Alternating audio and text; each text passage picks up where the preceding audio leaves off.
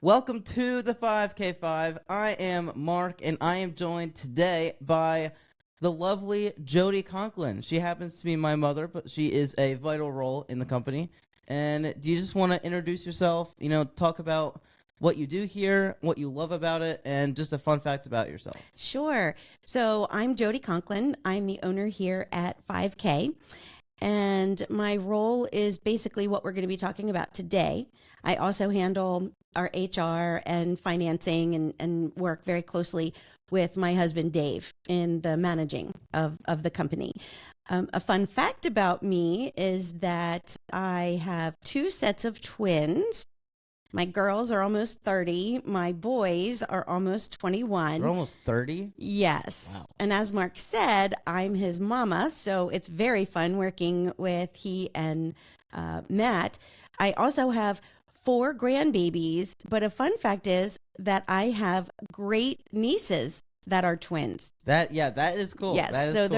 there are some twins in our family. Yeah. Now, I think it's kind of out of touch for Haley and Emily to be having twins. They each have 2 children, but we are really hoping that Matt and Juju and or Mark and Liv have some twins. So I'm hoping Matt and Juju have twins. That's what I'm hoping for. Well, that could be very good because you and Liv have to have 5 children. We're gonna have 3, Mama. So, but Juju's parents are Juju's mother is Yeah. a twin, and Liv, your fiance, her grandmother Yep. was a twin. So yeah, it's there. I think it's I in don't the know. cards. I don't know I what think went it's in the wrong. cards. I think both of you Yeah, will end up having twins, which I'm gonna just love. we'll see. We'll see. Being a twin, raising a twin has to be kind of a cool experience. You know, I wouldn't know that part, but I would think, yeah. Mhm. I watched a special bond between you and your brother and your sisters, and then the 4 of you. And I think that probably would be pretty special to be a twin and raise twins. Yeah. And a fun fact about you and your brother, Oh boy. when you were, it was like 2.5-ish, you went to preschool for the first time. It was a play group. And you walked in and you were very nervous and you said, "Mommy, where's everybody's twin?" That's funny. So I just because I think it was in our family Mhm. and it was so close to you, you thought that everyone had a twin. It was really cute. And you that's thought funny. siblings were twins. Really? Oh yeah. Yeah, whether they looked alike or not, whether they were the same height, whatever, you thought that siblings were twins. So when there were these other kids at preschool and there was just like one of them here in the corner with their mommy and whatever, you both were very baffled. That's You funny. didn't understand why there was only one of them. That's funny. So, okay. Thank you for that. Mhm. That was an awesome introduction. Yes. So as you guys know, she is a vital role. But today, what we're going to talk about is something that sounds pretty simple, but it gets missed all the time, and people just don't even think about it. And it causes harm to, the company causes Mhm. harm to productivity Mhm. in many areas. So your team is your greatest asset. And they're not just your tech stack, they're not just your processes, they're not just your revenue, they are your people. And at 5K, that is not just a slogan, it is something that we intentionally build, the business around, which is community, it is the growth of the team as a whole, and camaraderie and all that. So with that being said, what are some intentional things that companies can do to build community and not just culture? Because there's a difference, There is. That's a great question. So community is built when people feel known, not just managed. And one very real example that we have here at 5K is called our GSDs. Now, it's initially about getting stuff done, but what they really do is they create clarity and ownership. Everyone knows what they're responsible for and like what success looks like there, but having these meetings removes a lot of stress. It creates a safe environment where you can discuss some challenges that you're having within a task that you have to do. If thank God we don't deal with this at 5K, but if there is tension or struggles between coworkers, it's one of those safe spaces where you can air grievances and we have a no gossip policy Amen. here at 5K.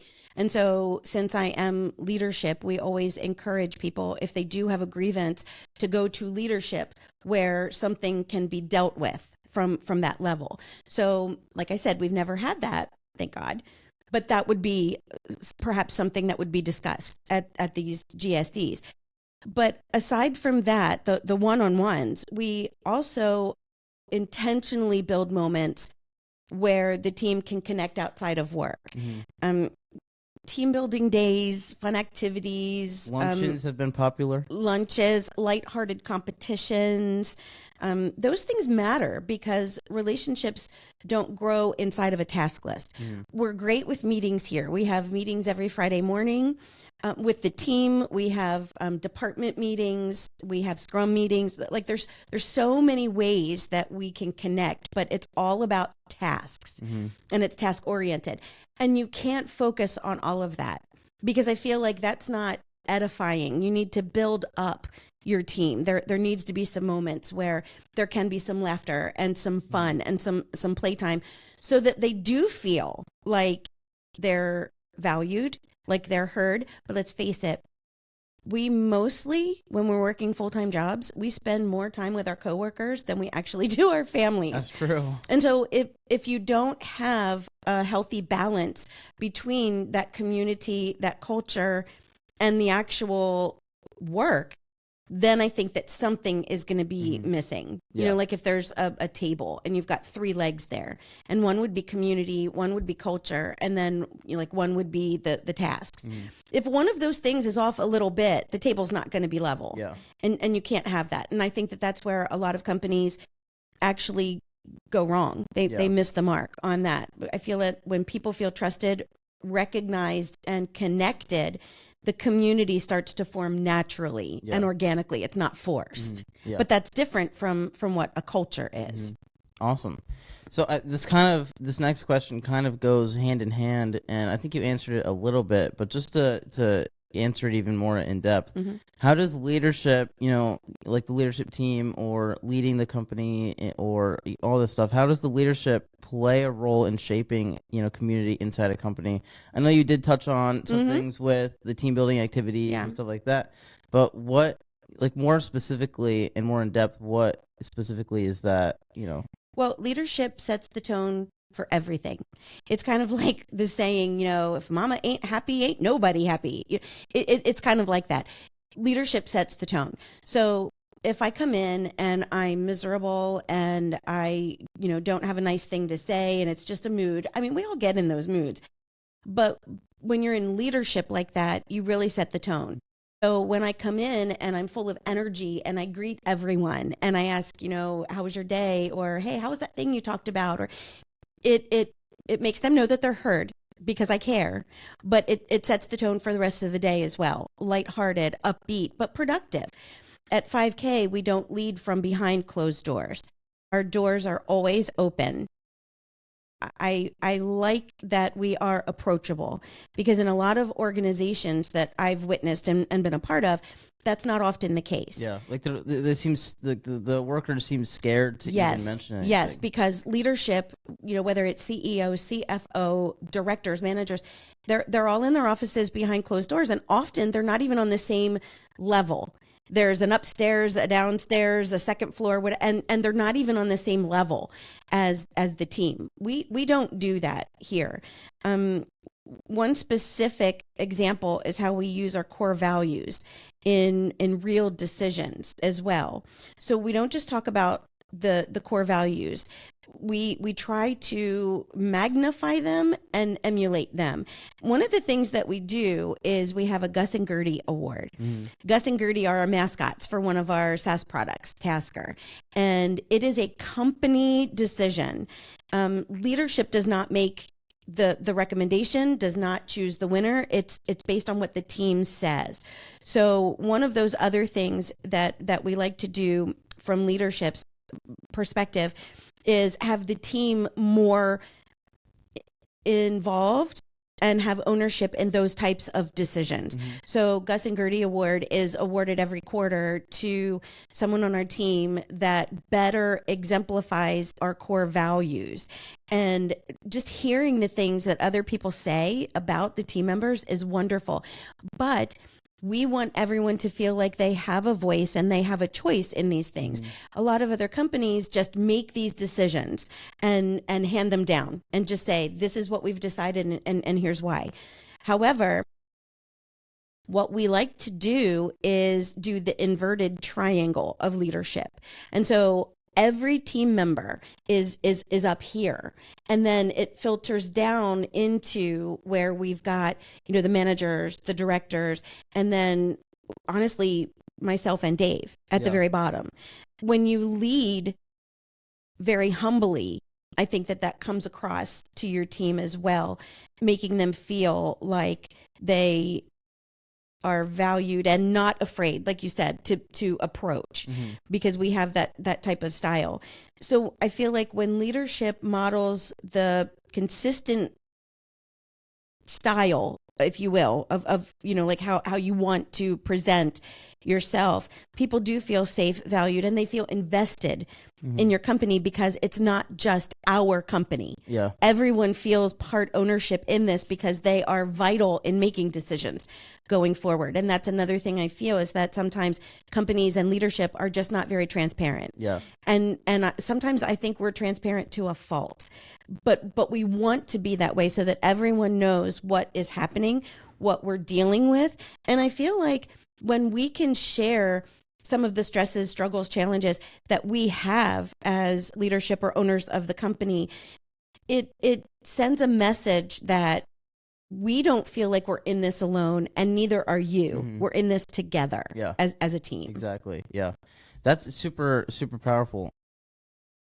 But strong leadership builds, strong community, and strong community builds, a good culture, and, makes, things more productive, makes people actually excited to do what they're being paid to do, because they're not doing it for themselves, they're doing it for everyone else. For the good of the entire company, which means their coworkers as well. Exactly. So I do love that we all take that very seriously, that if we don't get our job done and we don't get paid, then someone else's family is going to be struggling, not just us. And I like that we take that mentality together. Exactly. That we're all in this together. Yeah.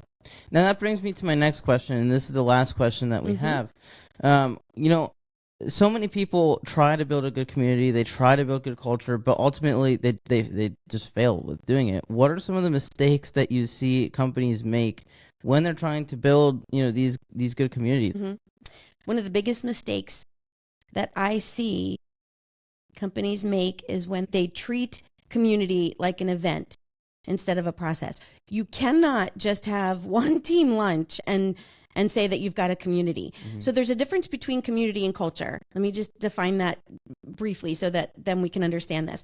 The culture that we have here is like the no gossip policy. We want a safe environment in which everyone feels like they can come to work and not be bullied, gossiped about, harassed. We want a safe culture. We have unlimited vacation. That's part of our culture, because Dave and I felt like we want everyone to be able to enjoy the benefits like we do of saying, hey, I'd like to go on a 3-week vacation this summer. Okay. As long as you get your work done or you delegate, that's fine. Another part of our culture would be that we are casual. So, we don't have to dress up in any certain way and, stuff like that. Another part of culture could be the activities that you do, and that's what builds the community. But it's not just about the events and things like that. It's not about like the one-off perk, like you have a quarterly team lunch or something like that. It's so much more. It's built through consistency. Exactly. You have to do that through regular check-ins like we do with our GSD meetings, through accountability that's paired with support.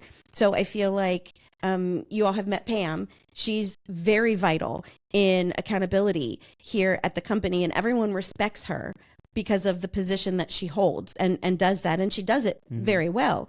But I see the companies try to shortcut this community thing by having a pizza party or like a slogan or something, but they're ignoring the burnout, the mismanagement, the lack of clarity.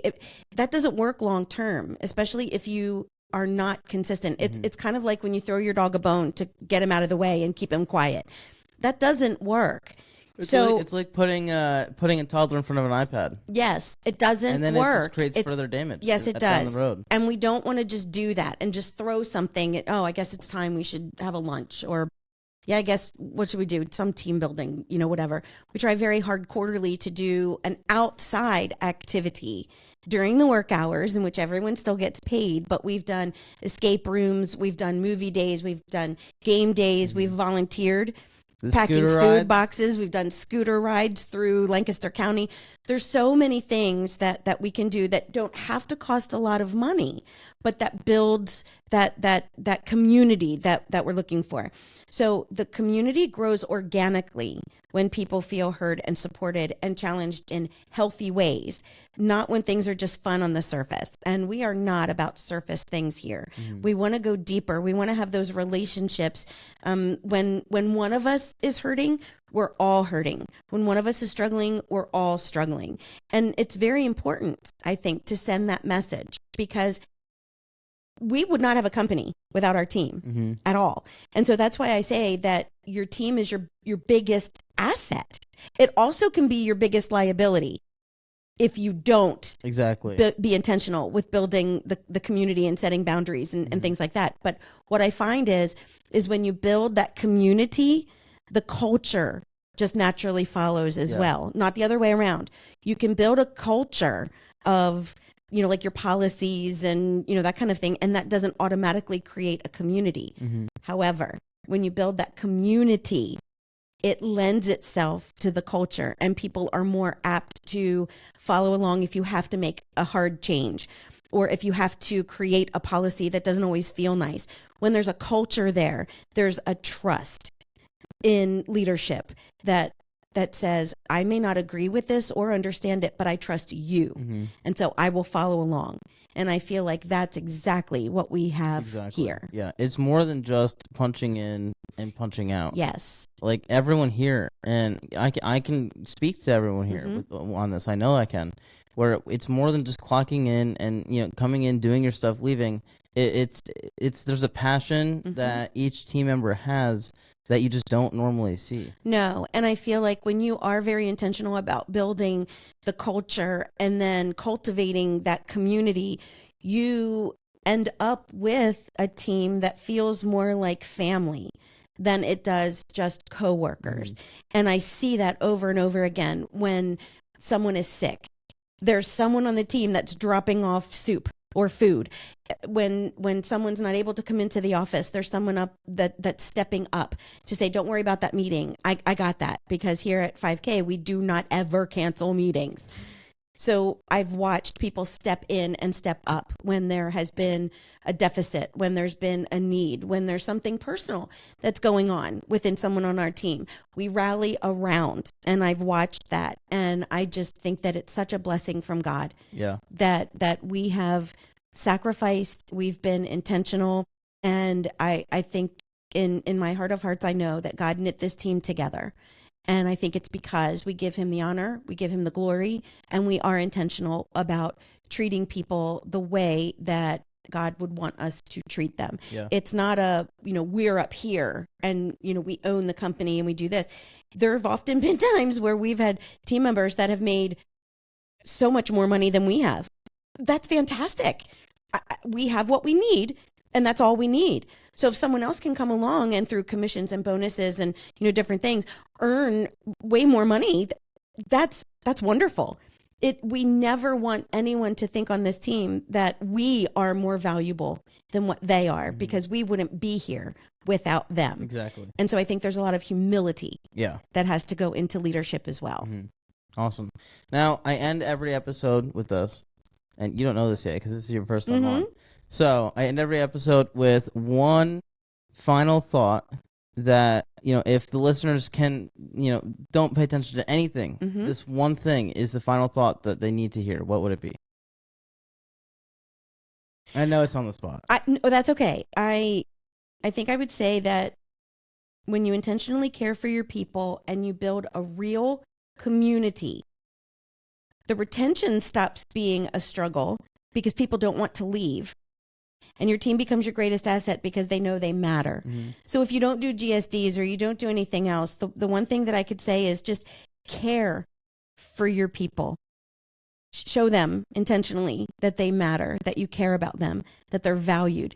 Because I think so many times, like you said about, punching in, punching out, people just feel like, I'm just working here because I just want a paycheck, and you have me here just because you want me to make you money.